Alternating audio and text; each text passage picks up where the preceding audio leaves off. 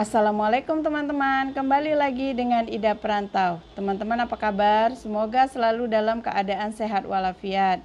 Untuk yang telah sudi singgah ke channel saya ucapkan terima kasih. Dan yang baru singgah, mohon untuk di subscribe dan tekan tombol loncengnya, agar ketika saya berkongsi terkait dengan info-info terkini dan berita-berita terbaru, teman-teman akan menjadi orang pertama yang mendapatkannya.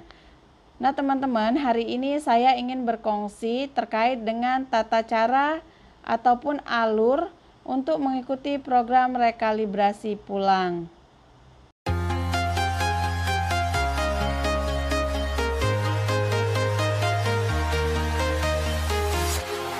walking alone, the streets are empty. The only thing I can see is my own silhouette. I'm getting stronger. Kemarin, tanggal 6 Desember 2020, pihak Kedutaan Besar Republik Indonesia di Malaysia telah berkongsi di Facebook resminya terkait dengan tata cara ataupun alur untuk mengikuti program rekalibrasi pulang bagi teman-teman Pati yang berada di Malaysia. Nah teman-teman, bagaimana alurnya? Kita simak sama-sama yuk. Pastikan simak videonya sampai habis. Nah teman-teman, ini adalah tata cara atau alur petunjuk mengikuti program rekalibrasi pulang Immigration Malaysia. Ini dikeluarkan oleh Kedutaan Besar Republik Indonesia di Malaysia. Jika melihat gambar ini, maka ada dua kategori, yaitu yang pertama, pendatang asing tanpa izin atau PATI memiliki dokumen yang masih berlaku, yaitu berupa paspor atau SPLP. Dan kategori yang kedua adalah pendatang asing tanpa izin atau PATI tidak memiliki paspor atau SPLP atau yang dokumennya sudah mati. Yang pertama, kita akan membahas tentang pendatang asing tanpa izin atau PATI yang memiliki dokumen yang masih berlaku, yaitu paspor atau SPLP. Namun teman-teman perlu ingat, paspor atau SPLP teman-teman untuk waktu berlakunya harus 6 bulan ke atas ya. Ingat. Pertama-tama, teman-teman bisa mendaftar temu janji dengan Immigration Malaysia melalui laman web sto.imi.gov.my. Kalau ada yang belum paham, bisa menyimak video saya dengan judul tutorial mengisi STO. Kemudian, jika teman-teman sudah mendapatkan tanggal temu janjinya, maka teman-teman bisa hadir di kantor Immigration Malaysia pada tanggal tersebut dengan membawa 1. Paspor masih berlaku atau SPLP masih berlaku. Kedua, tiket kembali ke Indonesia yang berlaku dalam 14 hari. Jadi teman-teman beli tiket yang 14 hari dari tanggal temu janji tersebut ya. 14 hari. Contohnya teman-teman tanggal temu janjinya tanggal 1. Maka teman-teman beli tiket paling cepat tanggal 14 ataupun 15. Kemudian teman-teman akan diminta untuk membayar compound sebesar Rp500 dengan cara pembayaran non tunai. Jadi contohnya melalui debit card, credit card, e-wallet dan lain-lain. Kemudian teman-teman akan diberikan special pass dan check out memo atau COM yang akan diberikan oleh pihak Jabatan Immigration Malaysia.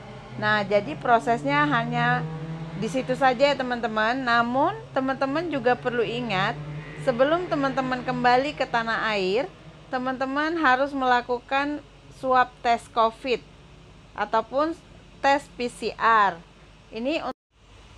Ini merupakan salah satu syarat untuk di bandara atau pelabuhan ketika teman-teman ingin pulang ke negara Indonesia. Dan hasil swab tes ini berlaku untuk 7 hari ke depan.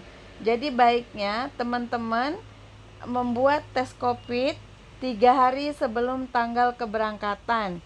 Dan hasilnya teman-teman akan tunjukkan kepada petugas di bandara ataupun di pelabuhan.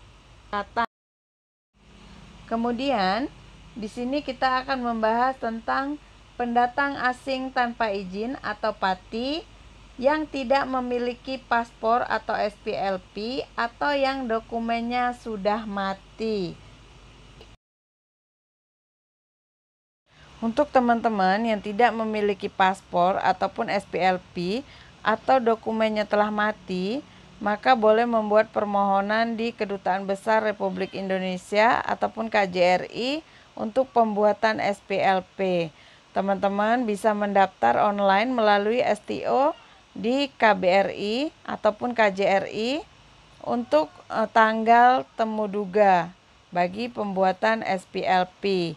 Nah, ketika teman-teman datang di tanggal tersebut, teman-teman harus membawa dokumen yang menunjukkan bahwa teman-teman adalah warga negara Indonesia. Nah, contoh dokumennya seperti apa? Bisa KTP, KK, ijazah, buku nikah, akte kelahiran, SIM, dan lain-lain. Untuk teman-teman yang belum paham bagaimana cara untuk mengisi STO bagi permohonan SPLP, bisa menyimak video saya, yaitu cara membuat SPLP dan persyaratannya.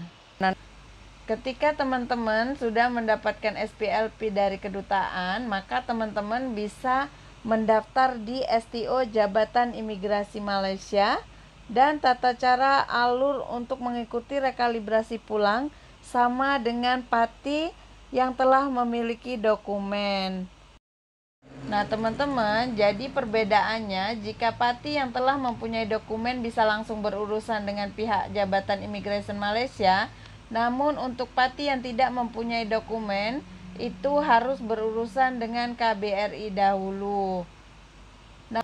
Nah, teman-teman, saya harap dengan perkongsian saya ini teman-teman lebih memahami bagaimana tata cara ataupun alur untuk mengikuti program rekalibrasi pulang. Nah, teman-teman, di sini saya juga ingin bercerita sedikit tentang video yang saya upload semalam. Jadi semalam itu saya ada mengupload video terkait dengan bagaimana jika paspor teman-teman hilang dan ingin membuat SPLP, apakah perlu membuat report polis. Nah, semalam jawaban saya itu adalah tidak, dan hari ini pun masih tidak. Untuk jawaban ini telah saya konfirmasi kembali dengan salah satu staf KBRI, dan beliau menyatakan bahwa tidak perlu untuk membuat report polis. Kemudian saya juga ada menanyakan apakah mungkin ada berbeda peraturan antara KBRI dan juga KJRI, karena ada beberapa teman-teman yang memberitahukan bahwa ketika teman-teman berurusan di KJRI Johor ingin membuat SPLP dan paspor teman-teman hilang, teman-teman diharuskan untuk membuat report polis. Nah, jawaban beliau seharusnya tidak perlu, dan terkait hal ini pihak KBRI akan mengkoordinasikan dengan pihak KJRI Johor agar peraturan yang berlaku adalah sama antara KBRI dan juga KJRI. Kemudian yang kedua terkait swab test. Untuk swab test, apakah teman-teman perlu membawa hasil swab test ketika teman-teman pergi ke Jabatan Imigrasi Malaysia untuk temu duga bagi urusan rekalibrasi pulang? Nah, jawabannya tidak, dan sampai sehari ini pun jawabannya tidak. Jawaban tersebut valid karena saya juga telah menanyakan hal ini dengan Jabatan Imigrasi Malaysia melalui pertanyaan online, dan jawaban dari pihak Jabatan Imigrasi Malaysia menyatakan bahwa tidak perlu, hanya untuk rekalibrasi tenaga kerja saja yang perlu. Nah, teman-teman, saya harapkan apa yang saya kongsikan hari ini bermanfaat dan mempermudah serta memperlancar lagi urusan teman-teman dalam mengikuti rekalibrasi pulang. Nah, teman-teman, sekian dari saya. Assalamualaikum warahmatullahi wabarakatuh.